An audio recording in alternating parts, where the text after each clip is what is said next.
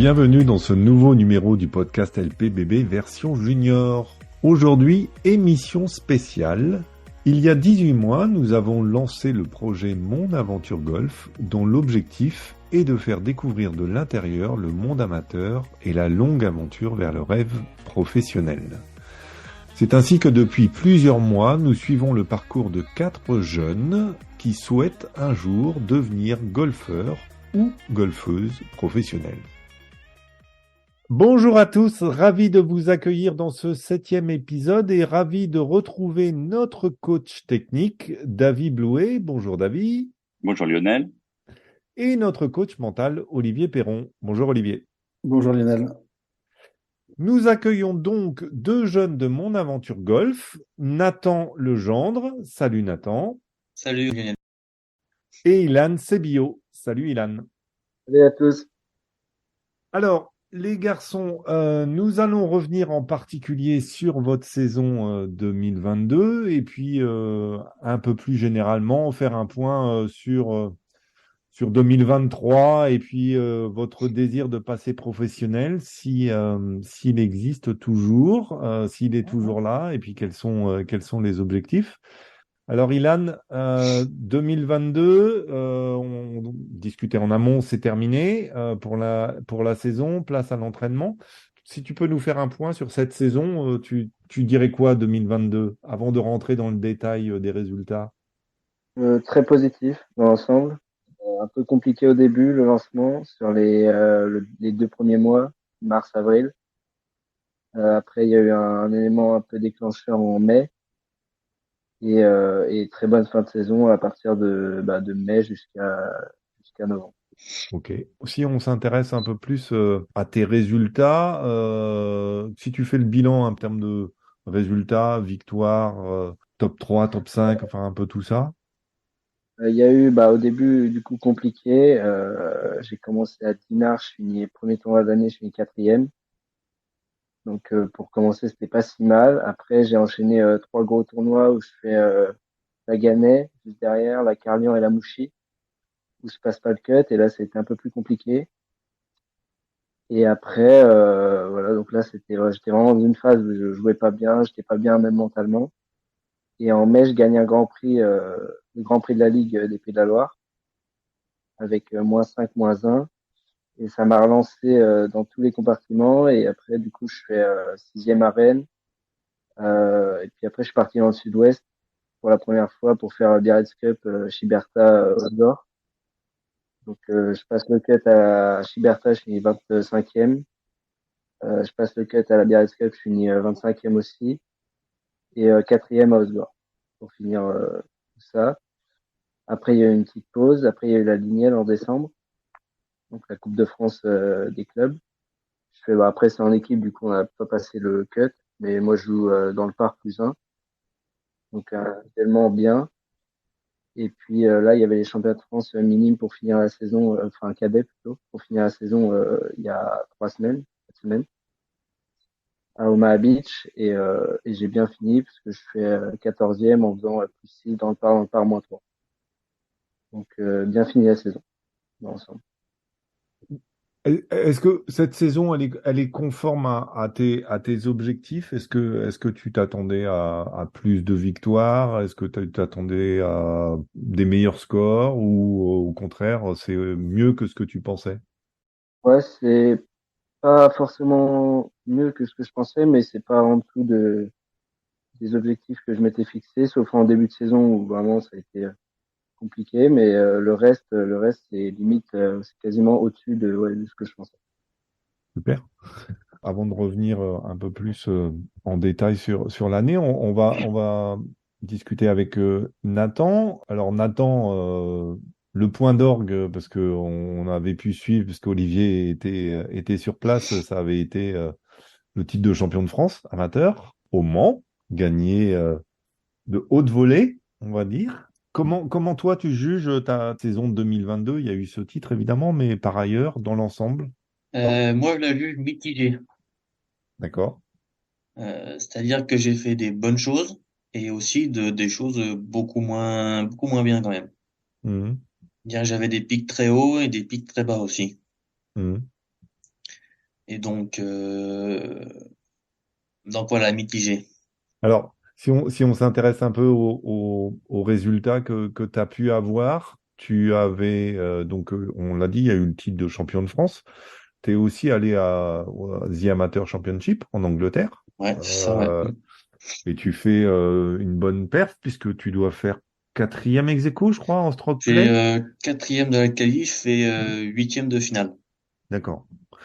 Et donc, par la suite, qu'est-ce que tu peux nous dire sur tes résultats? Bah, que ouais, c'était comme je te disais, des points hauts et des points bas. Donc au Ouais. début de saison, le Portugal et l'Espagne où je rate le cut en faisant beaucoup le premier jour à chaque fois. Après, je me suis bien remis en faisant les cartes françaises à Moliette. Je dois Mm. faire top 10. Je dois faire troisième au Grand Prix de Nîmes et on va dire le point haut, c'est la gagner. Et après, de nouveau un petit coup un peu moins bien où je suis parti en Angleterre au Litam où je rate le cut. Je fais la Mura, je gratte le cut aussi. Donc un nouveau point bas qui remonte pour le British. Derrière, je dois faire le Challenge Tour à Pléneuf où je finis très très loin du cut aussi.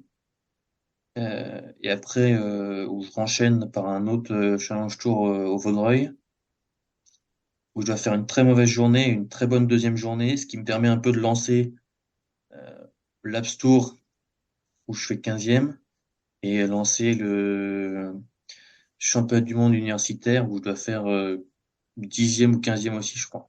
Mm. Donc on va dire que c'était de nouveau un point haut. Et après on m'a dit que je jouais l'Open de France. Donc là, c'était une bonne nouvelle. J'ai kiffé les 5 premiers jours. Et dès que j'ai raté le cut, par contre, c'était beaucoup moins drôle après. D'accord. Après l'enchaînement du raté de cut de l'Open, enchaîné sur le Challenge Tour où j'ai raté le cut aussi. J'étais pas en dépression, mais j'avais un petit coup de moins bien assez important, quoi. Mm. Et la fin de saison, où je devais réussir les cartes de l'App Tour et j'ai raté le cut d'un coup, ça a pas aidé non plus. D'accord. Et Donc donc voilà. là, la saison est terminée côté compétition, on va dire, pour toi. Ah, il m'en reste encore une dans 3 semaines. D'ac- D'accord. Le South Beach à Miami. D'accord. Tu pars aux États-Unis, donc. Ouais. J'ai une petite question parce que en fait le hasard a fait qu'ils ont joué ensemble. Ils ont joué 2 tours ensemble Hein. au Grand Prix de Granville. Donc moi Ah oui, j'aurais c'est voulu vrai. en fait leur regard croisé en fait sur chacun d'eux. Voilà ce qu'Ilan a remarqué chez Nathan sur ses deux premiers tours et puis ce que Nathan a pu observer chez Ilan. Est-ce que vous vous souvenez de ces deux tours-là, quoi? Moi, Ouais. en août. Moi, je me souviens de ma tenue de pluie. Ouais, ah si, c'est vrai, ça aussi, je m'en souviens de ça, ouais. Qu'est-ce qui s'est passé avec la tenue de pluie? Ah, j'avais pas la tenue de pluie à Granville. Et beaucoup, beaucoup de pluie. Et là, c'est compliqué. Ah oui, c'est vrai. T'as joué sans tenue de pluie, donc. Ouais, j'ai joué sans tenue de pluie. Il pleuvait, mais vraiment, bah, après, je mettais même plus le gant parce que ça servait plus à rien. Je mettais même plus le parapluie, ça servait plus à rien. Parce que dans tous les cas, j'étais trempé. Donc, je mettais des fer 4 à 150 mètres pour essayer je le faisais avec, et du coup, je rends plus 6 et après, bah, le tournoi, il est plus long, quoi. Mais j'ai pas mal rigolé, quand même. On a pas mal rigolé. C'est bien de le prendre comme ça en même temps. Mm. Hein. Et est-ce que tu te souviens est-ce que vous vous souvenez des parties de l'un de l'autre ou vous êtes tellement dans votre partie que finalement vous vous souvenez peut-être d'un coup ou deux ou d'un événement, là en l'occurrence Bah là, l'événement de la tenue Ilan, de pluie, Ilan oui. trempé, mais Non, il tapait bien la balle. Tu maîtrisais bien tes trajectoires, je me rappelle. Le drive en fade, tu le mettais bien loin. Et après, non, le reste, c'était bien c'était fort, enfin, c'est l'organisation, bien. Et ouais, le drive en fade était pas mal. Ouais, non, et moi, forcément, j'ai les 2 premiers tours. Bah, je me souviens bien de sa tenue de pluie, là, quand il arrive au 9 dans la tempête. Il arrivait sans parapluie, sans tenue de pluie. Là, il s'est fait arroser, mais c'était vraiment pas drôle, je pense, pour lui. Mais sinon, les 2 premiers tours, à vrai dire, vu que j'avais pas super bien joué, enfin, j'étais pas hyper heureux de ces 2 premiers tours. C'est pas les tours où j'ai plus retenu les choses, quoi. Hmm. David, est-ce que tu as une question? Alors, bah, comme les deux petits jeunes, là, ils savent pas que je m'inspire des autres sports, comme on est en période de Coupe du Monde, j'ai vu un petit article ce matin qui disait que, en fait, la région parisienne était le plus gros pourvoyeur de joueurs de la Coupe du Monde. C'est-à-dire qu'ils étaient issus en majorité, enfin, pas en majorité, mais c'était vraiment, on était devant Sao Paulo d'ailleurs, au Brésil, et c'était un gros pourvoyeur. Alors, les explications, c'est les 12 millions d'habitants déjà, mais il disait qu'outre la qualité des coachs, il parlait en fait de confrontation avec dès les U9 en fait sur des très bons clubs en fait. C'est-à-dire que les enfants, dès les catégories U9, ils ont tendance à jouer contre des joueurs qui sont du même niveau qu'eux. Donc là, c'est aussi spécifique au golf puisque moi j'ai un peu l'image des très très bons joueurs à l'image de nos deux autres là qui sont pas forcément dans des gros clubs au début, et je voulais leur poser la question à quel moment ils ont été confrontés par exemple à un joueur de leur niveau ou qui avait des attentes comme ça, et dans quel cadre, si c'est à 9 ans, si c'est à 12 ans, 14 ans, à quel moment ils se sont dit bah lui il fait un peu comme moi et il a des objectifs plutôt de haut niveau. Voilà, c'est la question par rapport au foot puisque c'est d'actualité. Hmm. Bah, moi, au début, j'étais à la Bretèche. Donc, il n'y avait pas d'association sportive, il n'y avait pas d'équipe. Donc, déjà, il n'y avait pas beaucoup de joueurs de mon âge. Donc, j'étais un peu seul, je m'entraînais un peu seul. Et puis, je connaissais Hugo Sorel, qui jouait, euh, qui jouait à Vigneux. Donc, pas très loin. Je connaissais pas mal de jeunes à Vigneux qui avaient à peu près le même niveau que moi. Et donc, je suis parti, jouer à Vigneux, pour jouer dans les équipes surtout. Et donc, c'est vraiment à partir de là où j'ai commencé à jouer avec des jeunes de mon niveau. D'accord. À quel âge c'était cette migration vers le Vigneux? Et il y a 3 ans et demi. Ok. Donc, c'est à 14 ans, quoi. 13-14 ans, quoi. Ouais, c'est vrai, c'est une question en fait qui revient très souvent surtout des parents, c'est à quel moment je dois quitter le club, pour quelles raisons, et c'est Voilà, vrai ça que s'est comme inversé. après oui sur des joueurs comme vous, c'est sûr qu'à un moment donné il faut partir pour l'émulation, mais c'est ce que tu disais, c'est ce que j'explique un petit peu aux jeunes, c'est qu'il y a des moments où on est seul en fait à l'entraînement, et puis on est très souvent seul quoi. Et c'est une notion que les enfants, quand ils sont dans l'école de golf, il y a de l'émulation, mais c'est un travail. Voilà, il faut taper des balles des fois quand il fait pas très chaud, on est tout seul, et c'est vrai que c'est une notion qui est un peu inexploitée enfin, qui n'est pas connue du tout des jeunes qui ont un peu les mêmes rêves que vous, quoi. Et moi, c'est un peu différent parce que, enfin, à Coutainville, j'étais avec un copain et je me rappelle depuis j'ai l'âge de 10 à peut-être 12 ans, où à chaque fois que je venais à l'entraînement, j'étais toujours avec lui, quoi. Mm. Après, il avait pas l'optique peut-être de passer pro, comme moi je l'ai eu assez jeune. Et du coup, vers l'âge de 14 ans, ouais, 14 ans, je suis parti au pôle à Montpellier. D'accord. Donc tu as eu un sparring partner intéressant dans tes années un peu plus jeunes en fait. Ouais, ouais, ouais. Où C'est vrai que c'est sympa quoi. il était nouveau, enfin, il était à peu près même niveau et on s'entraînait vraiment tout le temps ensemble, quoi.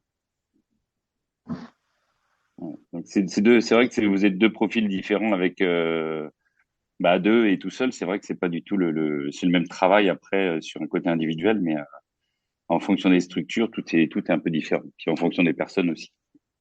Alors, on va parler un peu de où vous en êtes dans votre projet par rapport aux étapes éventuelles que vous vous étiez fixées. Alors, on en a parlé un petit peu en off parmi les jeunes qu'on avait mis en avant sur le site. Il y a un troisième un garçon qui est Gianni Savi qui joue du côté de Cabourg-le-Haume, enfin c'est son club d'attache. Et puis ben Gianni, il a plus envie. Il aime le golf, mais il a plus envie de s'entraîner. Je vous dis ce qu'il me dit, ce qu'il m'avait envoyé par message. En fait, il dit peut-être que je ne suis pas assez patient, que j'aurais aimé avoir que des bons résultats, ce qui est évidemment impossible. Peut-être que j'en ai trop fait d'un coup, ou en me disant que l'envie allait revenir. Mais aujourd'hui, c'est plus le cas. J'ai plus envie de m'entraîner et donc ma décision est prise. Je ne veux plus être professionnel de golf. Je pense évidemment garder le golf comme loisir. Voilà, ce qui est compréhensible. On l'évoquait un peu, c'est souvent être seul au golf aussi, même si vous jouez en équipe et tout ça, c'est quand même, il y a forcément un travail à faire chacun de son côté et s'entraîner pas mal sur le practice et puis sur le physique et sur plein de sujets. Donc, c'est le choix de Gianni et forcément il est respectable et respecté. Vous, vous en êtes où dans votre vous prenez toujours autant de plaisir, ce qui n'empêche peut-être les questionnements, mais est-ce que vous êtes toujours aussi motivé pour demain être un joueur du circuit, quel que soit le circuit? Ouais, pour ma part, ouais, pour l'instant, je sais pas, bon, même si des fois, forcément, on se pose des questions, mais il n'y a pas de, pour l'instant, j'ai toujours la même motivation. Et toi, Nathan? Et moi, il y a une belle période de questionnement. Il n'y a pas si longtemps que ça. Ouais. C'était surtout plus sur le fait de savoir ce que je continue encore les études actuellement, savoir si je continue les études et je l'ai laissé le golf j'améliorais, mais pas forcément au maximum. Essayer de valider une licence ou alors de faire que du golf, me laisser quelques années et peut-être, si ça se passe pas très bien, revenir sur les études. Mhm. Et j'ai fait le deuxième choix, donc j'ai encore envie de devenir pro de golf au plus haut niveau. D'accord. Et ça passe par quoi quand tu te questionnes comme ça? Est-ce que tu en parles avec ton entourage, avec ton coach technique ou ton coach mental ou tu travailles, je crois, avec Romain Thomas, c'est ça? Oui, c'est ça. Bah, j'en ai parlé à mes parents, j'en ai parlé au coach mental aussi. Mhm. Et donc après, on a essayé de comprendre pourquoi déjà je passais par là. Sûrement, donc on a décidé, enfin, on a vu que c'était sûrement parce que j'ai mis des objectifs un petit peu élevés, enfin, des compétitions qui étaient devenues plus élevées que certainement que mon niveau, Mhm. et que du coup, ça a créé de la frustration, quoi. Et donc, j'ai accepté ça et maintenant, je pourrais me concentrer pour essayer d'être performant sur ces tournois-là, quoi. Mhm. Ilan, toi, t'en es où dans les études là? Du coup, tu arrives à bientôt le bac, non? Ouais, bah là, du coup, moi, j'ai fait un sport-études il y a 2 ans, mais c'est pas très bien passé quand j'étais en seconde. Du coup, j'ai dû redoubler et j'ai refait une seconde l'année dernière, pas loin de chez moi. Du coup, je suis revenu chez moi. Et du coup, bah là, cette année, je suis en première STMG, donc bac de français. Puis l'année prochaine, je passe le bac. Donc voilà. À l'époque, enfin à l'époque, c'était que il y a un an et demi, mais tu nous avais envoyé ton message, tu disais que tu voulais aller en université aux États-Unis, c'est toujours le cas? C'est plus, là, c'est plus si vraiment j'ai l'opportunité d'y aller.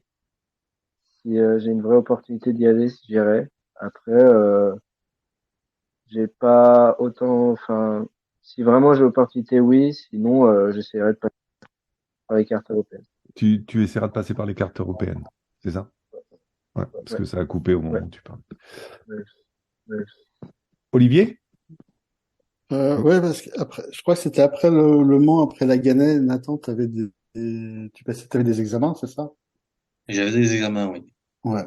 La préparation des examens. Est-ce que ça t'a perturbé dans ta saison, dans la deuxième partie de saison ou pas? Ça m'a perturbé au moins tout le mois de mai, ça c'est sûr. Parce que je suis revenu, j'ai fait les examens, je les ai préparés. Et en plus de ça, le golf de Massan avait des problèmes internes, donc le golf était fermé pendant un mois. Enfin, le terrain était fermé, le practice était ouvert, mais du Ouais. coup, tu fais que du practice et tu manques de conditions. Et puis en plus, à ce moment-là, j'ai attrapé le Covid. Donc c'était une petite période de 3 semaines où Ok. finalement, j'ai dû taper la balle 5 fois, quoi. Hmm. D'accord. Donc après le mois de mai, je me suis retrouvé à jouer un peu au feeling et mon swing en a pris un coup. Et donc, il a fallu le mois de mai, voire le mois de juin pour le remettre un peu à niveau. Et ça peut expliquer des résultats un peu décevants par la suite ou... Je sais pas si ça explique les résultats décevants ou un peu, enfin, très bons et très moyens. Euh, je pense que ça passe surtout que mes résultats, ils ont été bons et moins bons du fait que mon planning, il est pas préparé. C'est-à-dire au mois de février, je savais que j'allais jouer le Portugal et l'Espagne. Et je savais pas que j'allais faire un regroupement en France. Je savais pas encore si j'allais jouer le British. Je savais pas que j'allais jouer le Challenge Tour et encore moins que j'allais jouer l'Open de France. Et donc, à préparer, c'est compliqué, quoi. C'est compliqué de se dire que tu joueras peut-être ça, mais en même temps, c'est pas sûr. Hmm. Préparer Alors, un c'est Grand vrai que Prix ou si, préparer l'Open de France, c'est pas la même chose, quoi. Hmm. c'est vrai que c'est la transition qui est un peu difficile parce que vous, en tant qu'amateur, en fait, vous pouvez rentrer sur pratiquement tous les tournois amateurs de votre choix.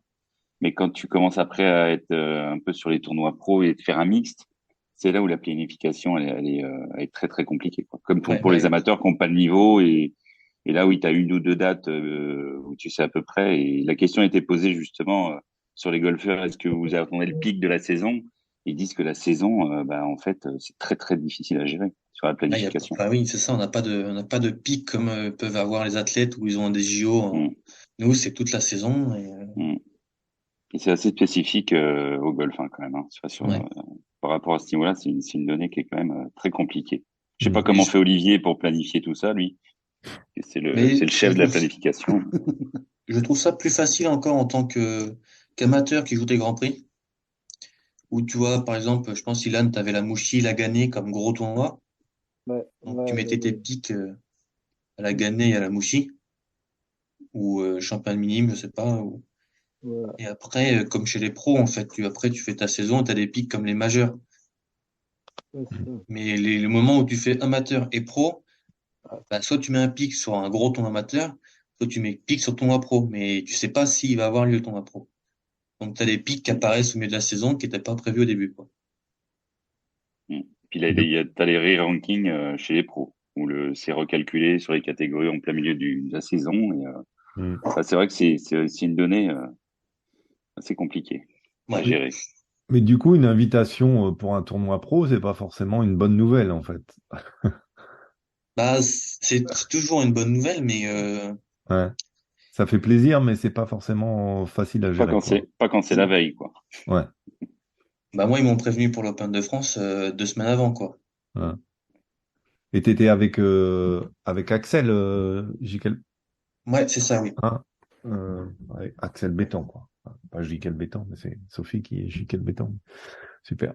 C'est quoi la saison 2023, alors, Ilan, pour toi? C'est du coup, bon, là, tu disais, tu as le bac de français, l'année prochaine, l'année d'après, tu auras le bac tout court. Comment on concilie tout ça? Est-ce que quand tu planifies tes objectifs, tu tiens compte de ça aussi? Bah, moi, j'ai une école qui est assez indulgente pour l'instant. Il me laisse, bah, après, là, je vais quand même en cours tous les jours. Enfin, j'ai pas d'horaire aménagé pour m'entraîner, mais j'ai pas de problème pour partir en Grand Prix. Il faut partir le mardi ou le mercredi au milieu de semaine. Donc voilà, là, j'ai essayé de bien bosser le premier trimestre pour qu'ils puissent me laisser partir tranquille pour la saison prochaine. Mais j'arrive assez bien à concilier les deux pour l'instant. Et donc, tes objectifs pour 2023, alors sans rentrer dans le détail des résultats, mais un peu les objectifs que tu as fixés avec tes coachs, techniques et mental. Fais gaffe, il y en a un qui est là, je crois. Ouais, bah, là, je suis 93e au ranking amateur. Donc, bah, déjà, c'est objectif, rentrer dans le top 50, s'installer dans le top 50, si possible. Et puis, après, bah, jouer de plus en plus de gros tournois. Voilà, là, j'ai joué pour la première fois les trois du Sud-Ouest. C'était la première fois. C'était la première fois que j'ai joué la Mouchi. C'était la deuxième fois, je crois, que je jouais à Gannet. Donc, cette année, c'était un peu expérimentation. Je jouais plus de gros tournois. Donc, maintenant, l'objectif, c'est d'en jouer plus et d'être plus performant encore dans ces gros tournois. Hmm. Et est-ce qu'une invitation comme a reçu Nathan à l'Open de France, c'est un truc qui te fait rêver? Ah bah ouais, bah, surtout quand, enfin, je pense que là, franchement, si j'avais reçu par exemple une invitation là, j'aurais eu aucune attente de résultat.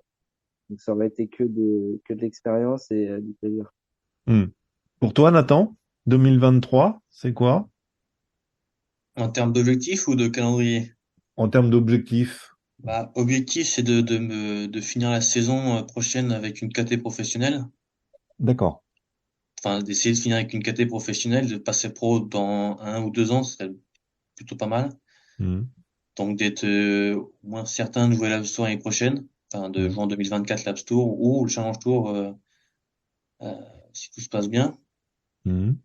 Et après, essayer de faire une année où je progresse, enfin, je joue bien au début de saison pour pouvoir jouer dans les équipes de France. C'est un peu mon objectif. Olivier. J'en avais une question pour Nathan. Il nous avait parlé avant le Mans qu'il avait il avait du mal à accepter en fait d'avoir un caddie. Il aimait bien jouer seul. Et comment là, au cours de la saison, sur différents tournois, dont l'Open de France, en fait, comment t'as géré l'arrivée d'un caddie en fait à tes côtés? Mais au final, enfin, tu parles du fait de l'Open de France. Ouais. Hmm. Oui. Bah, avec Axel, il est arrivé dès le lundi. Donc, on a fait 3 recos où on a fait de la mise en route. Et franchement, il était super et il m'a très vite compris comment je fonctionnais. Donc, au final, parce que des fois, le problème du caddie, c'est de te rentrer un peu dans ton espace personnel, te dire que qu'il faut que tu fasses ce coup-là alors que toi, tu sens autre chose. Et il était plus en me dire, ce coup-là, il est pas mal. Et quand je lui disais non, c'est pas celui-là que je sens, il me fait OK, joue ton coup. Et au final, c'était pas mal parce qu'il me confirmait toujours le coup à jouer. Donc, j'avais aucun doute au moment de taper la balle, quoi. C'est aussi, j'imagine, l'expérience d'un caddie, quoi. C'est-à-dire que peut-être que être confronté à un caddie professionnel comme l'est Axel, c'est aussi ce qui a fait peut-être la différence par rapport à un autre caddie que tu aurais pu choisir toi, quelqu'un par connaissance, etc.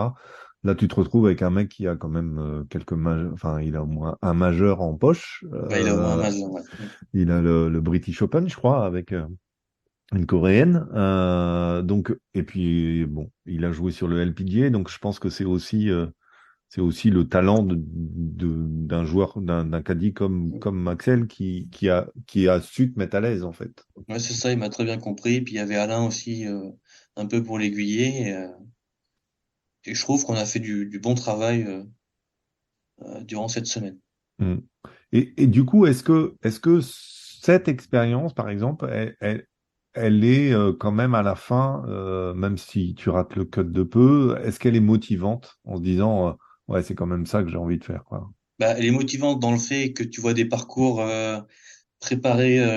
Enfin, moi, je dormais sur le golf. Tu les vois à 6 heures le matin, ils passent à tondeuse. Il y a 4 tondeuses sur les greens. Mm.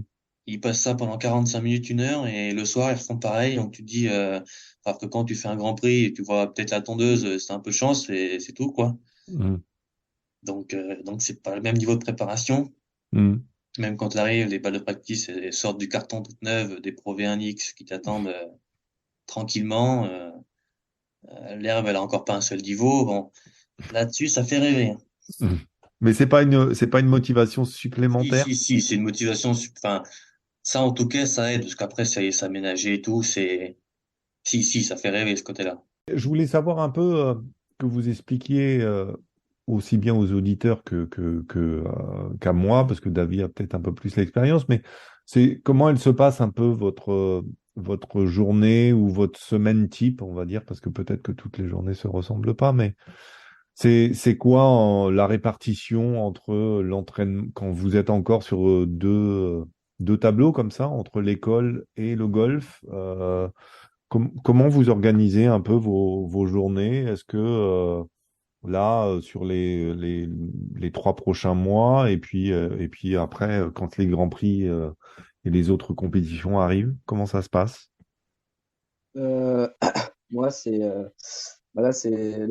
j'ai cours toute la semaine. Donc, bah, là, le lundi, j'ai 8h, 16h de cours. Donc, je reste tranquille le soir. Mardi, je finis à 17h, donc je rentre chez moi à 18h. D'essayer de caler une séance de sport le soir sur ces 2 jours-là, quand même. Le mercredi, je finis à midi, donc normalement, je tape des balles et je m'entraîne l'après-midi. Je fais une séance de sport derrière. Euh, Après le jeudi, bah, j'ai sport au lycée et donc je finis à 16h30. Et donc bah, là, il fait nuit tôt, donc pour aller taper, c'est compliqué. Donc je fais pas mal de wheeling putt à la maison. Après, j'ai re-séance de sport le jeudi soir avec Vinu, on a un coach, on a un préparateur physique. Donc on a une séance de sport en lysio. Le vendredi, je finis à 17h, donc je reste tranquille. Où j'essaie d'aller faire du sport le soir. Samedi, c'est golf toute la journée, normalement. Sauf bah, au moins le matin, sûr. Et dimanche, c'est soit repos, soit aller taper des balles un petit peu, soit il y a des compètes. D'accord. Ok. Et toi, Nathan, ça s'organise comment? Donc, moi, j'ai moins de cours que Kylian quand même, heureusement. Hmm. Non, et moi, j'ai le cours le lundi matin, le mardi soir et le mercredi toute la journée. Donc, le temps de libre que j'ai, c'est le lundi après-midi où normalement, je tape des balles principalement et j'essaye de faire un peu de chipping ou putting. Le mardi, c'est à peu près pareil. Et après, jeudi, vendredi, samedi, où j'ai la journée de libre en entier, je me débrouille pour essayer de faire 1 heure de putting, 1 heure de chipping, 2 heures de practice et essayer de faire 9 trous, quoi. 9 ou 18 si possible. En fait, bon, je sais pas si de ça, mais moi, j'ai étudié un petit peu l'entraînement pour tout niveau, du 54 à un joueur pro. Donc, j'ai créé pas mal de séances, de choses comme ça. Là, quand on vous entend parler, c'est voilà, je fais 1 heure de chipping. Est-ce que c'est cadré avec une séance précise, alors minutée, pas toutes les séances, mais bon, puisqu'il faut laisser de l'autonomie un peu dans l'entraînement. Mais est-ce que le coach vous donne des séances? Est-ce que c'est les stats qui vous font axer sur certains points? Est-ce que vous êtes plutôt sur améliorer les points forts ou les points d'amélioration? Comment ça se passe? Je sais bien que la périodisation en fonction de la saison fait pas la même chose, mais là à part Nathan qui va partir aux États-Unis, sur un entraînement qui va devenir hivernal comme ça, enfin, comment vous organisez? Est-ce que vous avez des aides, des coachs, ou est-ce que c'est précis en fait au niveau de l'entraînement? Moi, bon, là, on a commencé le travail hivernal, donc je sais ce que j'ai à travailler techniquement dans nos practice. Donc, bah, je répète, je fais de la répète au practice. Après, putting, les greens sont vraiment pas ouf en ce moment chez nous. Donc, bah, je travaille de la technique sur le wooling putt, un maximum. Chipping, j'essaie d'en faire un peu, mais vraiment axé sur le practice et le travail technique hivernal. Ouais, non, et moi, dans mes séances, enfin, c'est Alain qui me donne, en tout cas, pour la mécanique, où je dois faire 1 heure de mécanique, donc, je bosse les 2, 3 trucs mécaniques que je dois bosser, le takeaway, le backswing et la reprise d'appui, par exemple. Et après, je me consacre une demi-heure où je fais de la vitesse max au drive pour augmenter un peu ça. Et après, l'autre demi-heure, c'est un peu de wedging. Et sinon, des fois, je rajoute en plus 1 heure de wedging. Ça, c'est le truc d'Alain qu'il veut que je fasse. C'est 1 heure de wedging, quoi. Là, c'est vrai qu'on conseille de faire au moins, on va dire, pas une distance par jour, mais pas loin, quoi. De toujours se rappeler du wedging et d'avoir un Ouais, peu de là, distance de référence, quoi. là, c'est ce qu'il me demande. Enfin, il me demande de taper des vitesses différentes. Donc, je dois trouver la vitesse 50 miles par heure et je dois faire 50, 60, 70, 80 avec le 58 et à peu près pareil avec le 52. Et il faut que je les trouve le plus vite possible et pour qu'au fur et à mesure, ça s'ancre naturellement dans mon corps. Donc avec radar. Tu travailles avec radar, là. Bah donc, oui, il faut que je me débrouille à trouver un radar, oui, pour ça. D'accord. Mais ah oui, donc c'est pas forcément facile de travailler avec un radar. C'est ça. Non, non, non. Il y en a de D'accord. disposition à Montpellier, mais j'en ai pas un personnellement, D'accord. donc si j'ai pas le radar, je suis du wedging sur distance ou wedging technique, quoi. Donc en fait, ils te demandent des vitesses, mais t'as pas forcément les outils pour le travailler. En fait, aussi C'est ça. précisément que. Et je pense que c'est vrai que la vitesse au wedging, la vitesse de la tête de club, même sur les petits clubs, c'est une notion que moi j'utilise beaucoup en cours. Et quand j'ai un petit Garmin pour la vitesse déjà, et quand je centre les gens sur la vitesse sur des petits coups 50, 60 mètres, alors c'est pas les distances justement, eh ben ils ont une vitesse linéaire en fait qui est très intéressante en fait avec les chiffres du radar. Mais bon, encore faut-il avoir les outils. Et toi, Ilan, tu es sur un travail sur le radar aussi où tu as accès ou Ouais, à Avignon, on a un radar. En fait, ils avaient 2 box pour l'entraînement. Et ils ont tout refait. Ils ont acheté Trackman. Enfin, on a vraiment tous les outils qu'il faut. Donc, on les a pas à disposition tout le temps, mais dès qu'on peut, dès que les pros sont pas en cours, ils nous laissent à disposition le Trackman. Donc, on peut travailler, ouais, le wedging, ce qui est combine. Enfin, voilà. oui, donc c'est des jeux et puis les trucs simples sur l'étalonnage, quoi. Un étalonnage plus complet, mais ok. Bon bah je vous enverrai les documents que j'ai créés hein, parce que de toute façon ça peut vous servir éventuellement. Hein. Je peux en placer une, Lionel, quand même de temps en temps. Oui, vas-y, Hein. je t'en prie. Je l'offre bien entendu, hein, Vas-y, mais vas-y. je Après, prendrai les mails et puis. Tu te débrouilles avec leur coach. Hein. Moi, je veux pas. Ah non mais non mais justement c'est la question, c'est pas du travail technique, Ouais. c'est le côté un peu créativité et performance sur ce voilà, travail de répétition. Tous les coachs le savent le faire de toute façon, il y a aucun problème. Après tout le reste c'est plus compliqué. Mais bon, je prendrai leur mail, je leur enverrai. Et puis profitez, c'est Noël, donc vous pouvez demander un radar. On sait jamais, le Père Noël peut être sympa, quoi. Ce serait un joli cadeau, quoi. Ouais, moi, Oui. ça me paraît vraiment indispensable, hein, de toute façon. Ouais. Après, faut pas se perdre non plus. Moi, quand je l'utilise en séance, je centre sur un chiffre. En fait, sur la tablette, il y a qu'un chiffre. Ça peut être l'angle d'attaque, ça peut être le chemin de club, des choses comme ça. Mais il faut pas que le joueur, en fait, voit les 35 données et se fasse des nœuds au cerveau, quoi. Il y en a qui sont capables de faire ça aussi. De tout étudier en même temps. Donc, s'il y a un chiffre comme ça, comme la vitesse de la tête de club, même au putting, c'est très intéressant après pour le travail, pour le dosage et pour la fluidité du mouvement. Bon, bah super. Je vais pas vous retenir plus longtemps. On va vous remercier déjà d'avoir pris du temps pour nous raconter un peu tout ça. Bonne chance, Nathan, pour ce tournoi aux États-Unis là. En tout cas, ça va être sympa. Tu vas avoir un peu de soleil, Miami. Ouais, ça va me changer un peu. Ouais. T'as déjà joué parce que du coup, c'est quoi? C'est Bermuda Grass là-bas, je pense.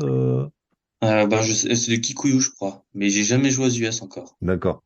C'est une première, donc j'en ai parlé avec Alain, il me dit, surtout au chipping, ça peut être qui tout double. Soit je vais être super bien, je vais être à l'aise sur ces termes et ça va aller super, ou ça va être la catastrophe et je vais sortir le putter partout. Mais... D'accord. Et donc c'est un tournoi amateur ou c'est un tournoi professionnel? C'est un tournoi amateur, c'est le 5e plus gros tournoi amateur. D'accord. Okay. C'est comme ça qu'ils le vendent en tout cas. Ouais. Et vous êtes, il y a d'autres Français qui t'accompagnent? Ouais, on doit être une quinzaine de Français, je pense. D'accord. Ok. Et donc vous allez un peu avant quand même pour vous entraîner et tout ça? Ça doit commencer le 19 et moi je pars le 15. Ok. Bah écoute, bon voyage alors, bon voyage. On essaiera de trouver les résultats, les scores et tout ça par là. Si c'est le 5e plus gros amateur, il y aura bien un site quelque part. Oui, américain. Il est facile leur site en plus. On vous souhaite une belle fin d'année. Passez de belles fêtes. Profitez bien des vôtres. Et puis on se retrouvera en 2023 pour votre nouvelle saison. Merci de votre temps et puis à bientôt. Merci. Avec plaisir. Au revoir. Salut. À bientôt.